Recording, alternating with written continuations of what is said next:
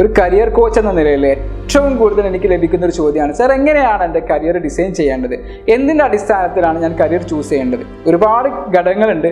ഒരു ഘടകം ഞാൻ പറയാം.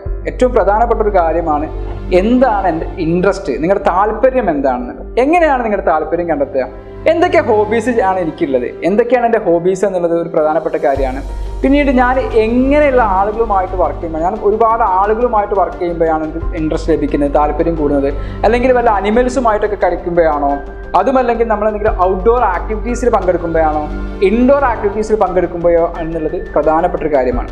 അതേപോലെ തന്നെ ഞാൻ ഒരുപാട് ആളുകളുമായിട്ട് ഉള്ള ഒരു ജോലിയിൽ ഏർപ്പെടുമ്പോഴാണോ ഞാൻ സന്തുഷ്ടനാവുന്നത്, അതല്ല ഞാൻ തനിച്ച് ജോലി ചെയ്യുമ്പോഴാണോ.